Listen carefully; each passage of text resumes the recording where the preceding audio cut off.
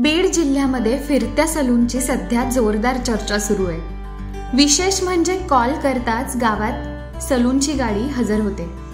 हा अनोखा प्रयोग आहे तरी काय? लोकांना त्याची भुरळ का पडतीये?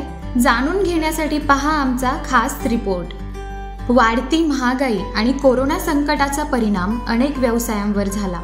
अगदी अशीच परिस्थिती बीड जिल्ह्यातील विश्वनाथ वाघमारे या तरुणाची देखील झाली होती। लॉकडाऊन मध्ये पूर्ण किराया दुकान मालकाला द्यावा लागला आणि त्यातले त्यात त्यांना पुन्हा डिपॉझिट मागितल्यामुळे आपल्याकडे डिपॉझिट द्यायला पैसे नव्हते। त्याच्यामुळे आपण काहीतरी वेगळा विचार केला। वेगळा विचार करून आपण टेम्पो भाड्याने घेतला।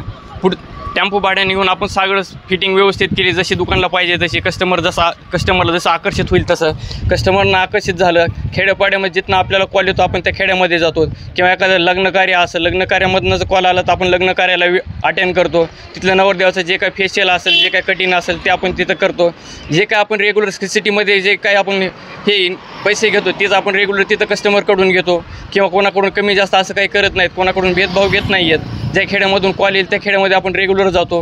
8 दिवसाला कंटिन्यू आपण त्या खेड्यामध्ये जातो।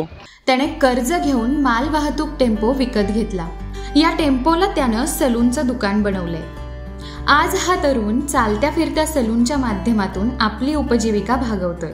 आम्ही तिकडून पळून जात असताना आम्हाला दिसलं इथं दुकान, आणि दुकान एकदम नंबर एक आहे। कारण आपण जास्त पैशाची उधळपट्टी करतो, कारण नुसतं ते एसीचं नाव आहे मोठ्या सलूनच्या दुकानामध्ये एसी म्हणून, पण हे अगदी खरोखर हे एकदम नॅचरल एसी ही।